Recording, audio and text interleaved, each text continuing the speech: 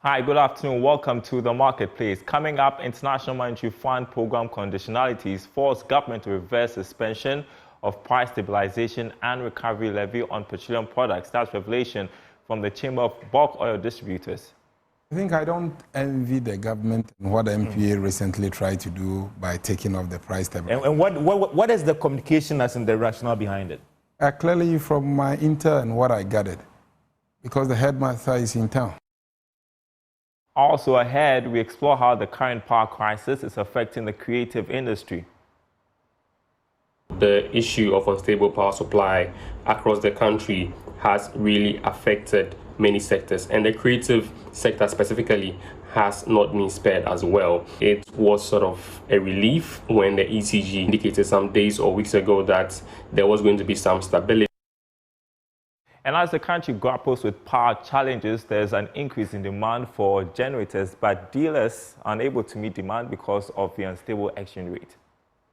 With retailers, we can't bring more because of the exchange rates. Because within 2 weeks and 3 weeks ago, the dollar was around 12.6 and now it's around 13.6 to 14. My name is Daryl. Kwawu. Thanks for being with us. Details coming up.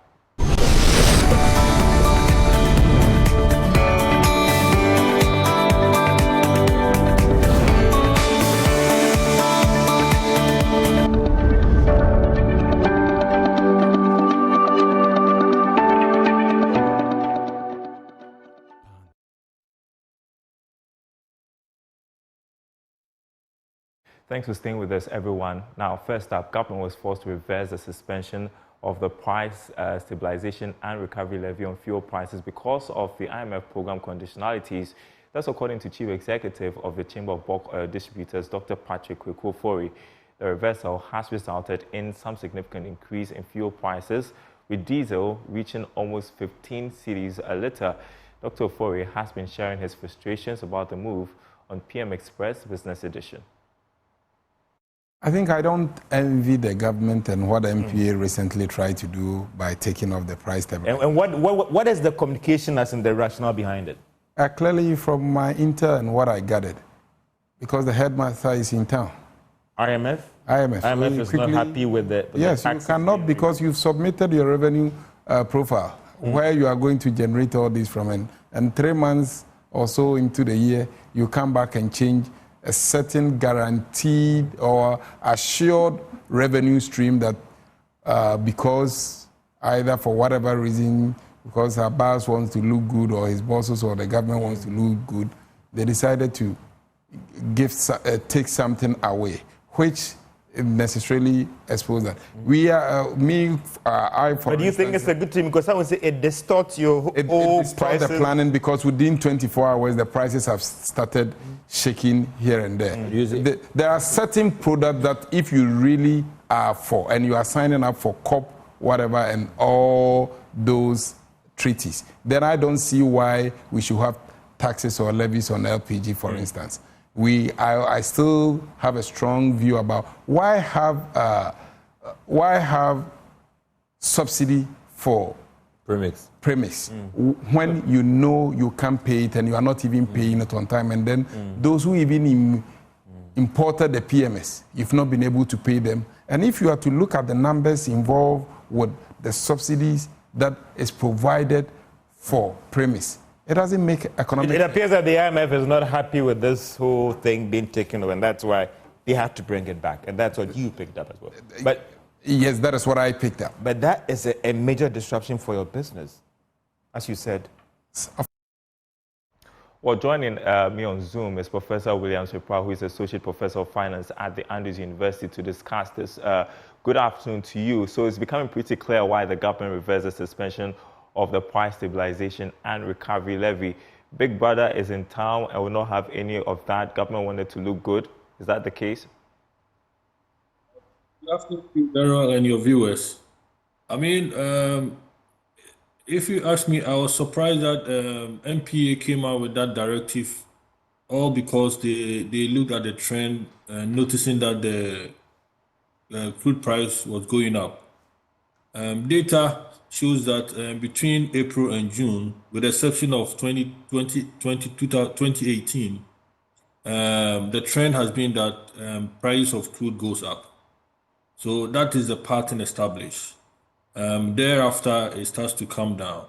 So I was surprised that they were trying to remove the levy. Indeed, if you look at the PCPEC program, which Ghana government signed up on with IMF, Objective 2 focuses on bringing fiscal operation and ensuring that there is public debt sustainability. The fiscal operation sustainability looks at the revenue side. So for government, NPA or government directive to take away this levy for a period of 3 months was going to bring a very big hole to the finances. And indeed, it could have sounded that we were not financially disciplined. Oh, so, the government's reason for suspending the PSRL was so it will cushion the consumer. And so now that it has reversed it, the economists are worried that prices are going to go up, and that is going to affect inflation, impact inflation negatively. And so how does this help the economy if at the end of the day the consumer is going to suffer? Well, if you look at the act or the decision by government, it was just for a short period, 3 months. I would say that it may be politically motivated because we are going into the campaign season. And we are already in the campaign period. But should we focus on long-term sustainability or the micro sustainability of the country than the short-term decision by government to focus on the politics side? So, though inflation, as you mentioned, increasing the crude prices will cause inflation. But if you want to balance it with a long-term plan based on the PCPEC program, which will end in 2025, we should not do anything that will have a major impact so that we will not be able to achieve the set targets. The 3 months alone, if this had happened, it would have cost billions of cedis in terms of revenue loss to the state. And this would have also impacted on government infrastructural projects. So it is a balancing act that the government needed to do, and IMF has put government on the right path to make sure that this levy stays. We get the revenue to be able to recover. Don't forget that we owe a lot of people in terms of domestic debt and external debt, and we need these revenues to pay. So if you let it go off for 3 months, where are we going to get the money to pay these creditors? And you say under the extended facility program, it will be difficult for any political party to eliminate the e-levy. Yes. So I go back to the agreement, the 36 months external credit facility we've signed with the government, with IMF. The aim is to improve revenue, which is one of the key pillars of that program. The e-levy started slowly. We have not been in support of it, but from trend, we see the revenue going up, and it's a major part of the compliance program for Ghana government.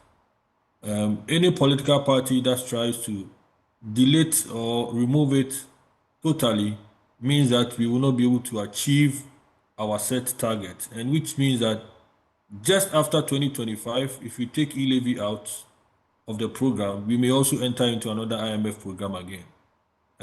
That revenue stream is growing gradually, and though it has its own political implication, but it's something that we have to pay attention to it. My guess is there is room for adjustment based on when IMF technical team does their evaluation.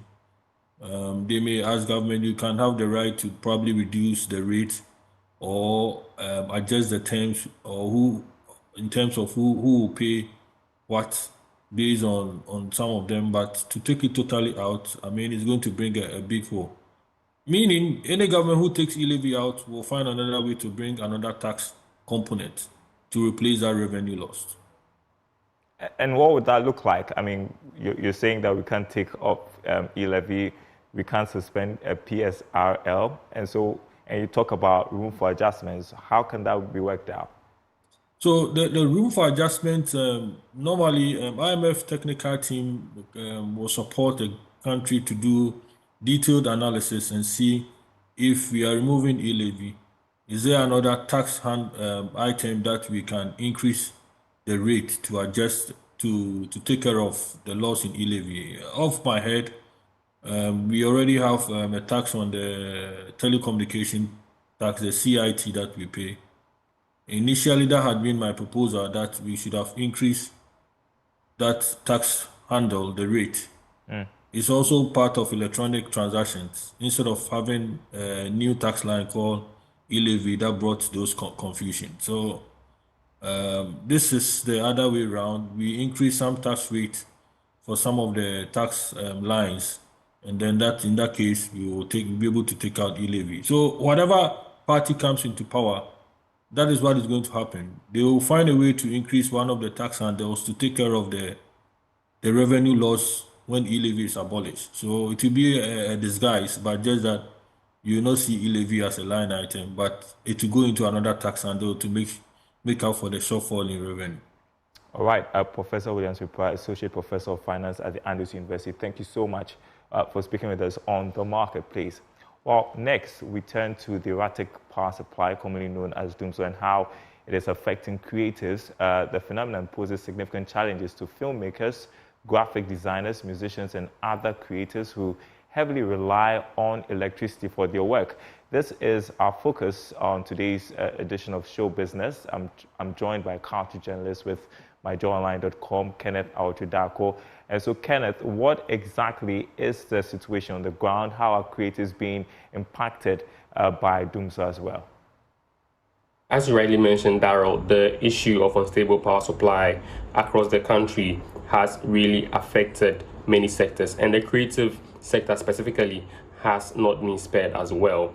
That is why it was sort of a relief when the ECG indicated some days or weeks ago that there was going to be some stability going forward. But obviously, the situation has not been the same on the ground. There are still reports on social media, and people have also reported that there has been many outages. I have experienced outages myself where I live, and so the situation is quite different on the ground, and people are actually hoping that some solution is provided in that regard as well. And so basically, Daryl, it is a big issue for creatives in Ghana when it comes to power supply and how it impacts their activities as well.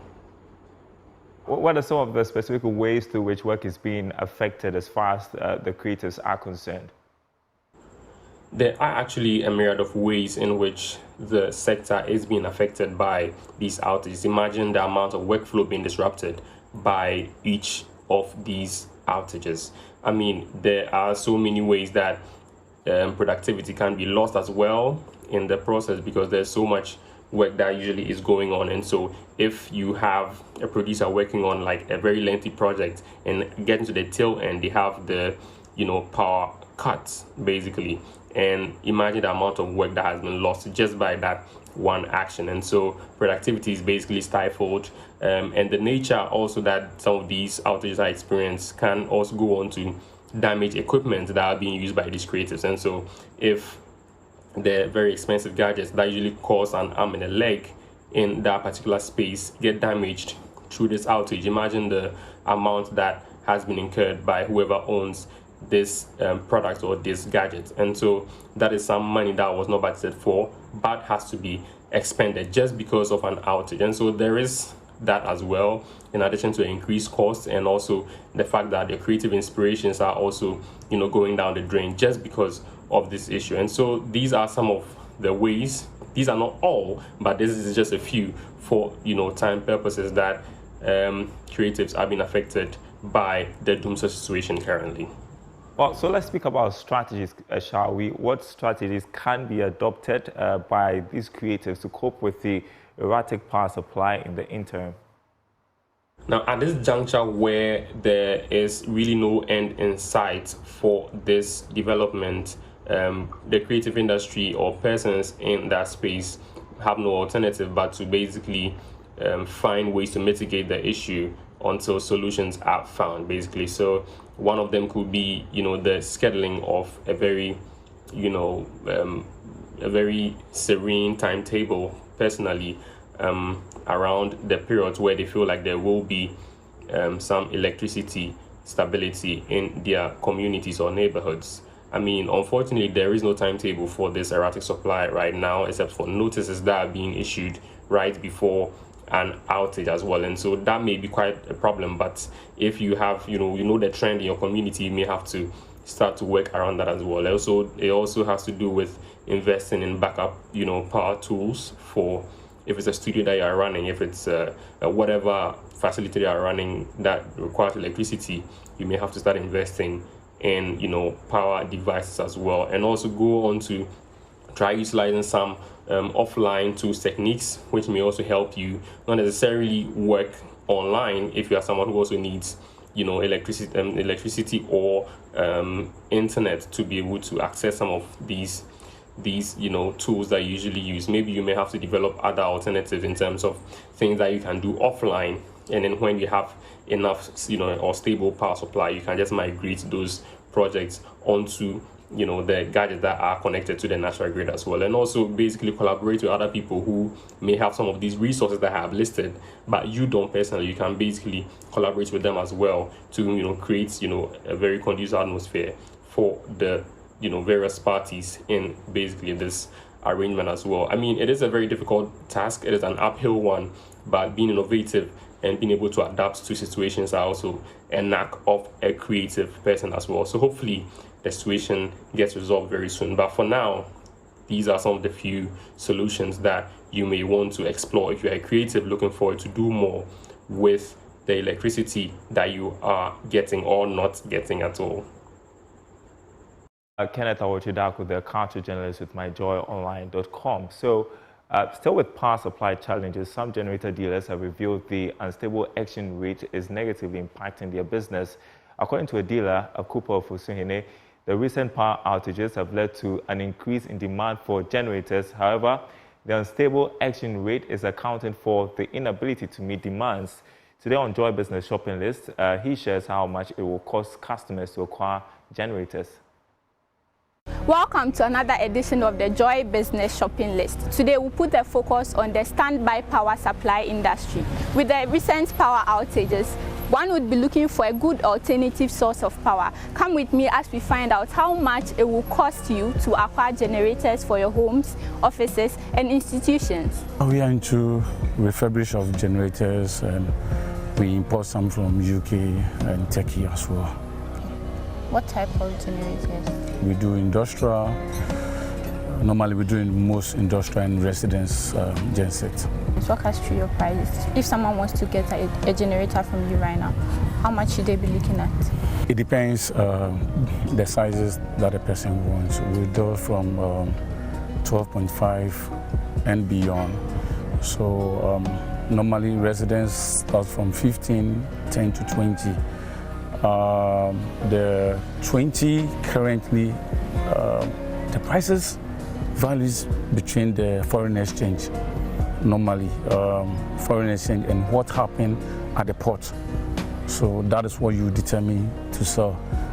Depending how everybody wants, some want huge margins, some want small margins, so that you can still be in the business, like the importation will be continuation. But 20 kV range from 60, 65 and beyond, depending the year model and the make of the gen. The industrials, the 100 and 150, the 100 normally now is around 100,000, 120,000 and beyond, depending the make. Normally in Ghana, there are two brands that they are normally highly movable, the Perkins and the Cummins. With the current situation with the power outages now, how has patronage been for you as dealers and generators? As they say, they are doing few maintenance and changing some few transformers. So it has been very high demand now. Some people, a lot of people have a name of that they call it, but for we don't have any name of call it. We just know there's power outage and there's power restore. So whilst there have been consistent power outage, let me say, gen have shot into the system, especially the residence one from the 12.5 to 2030. It's difficult to find now. So when the demand becomes very high, the prices boost up a little.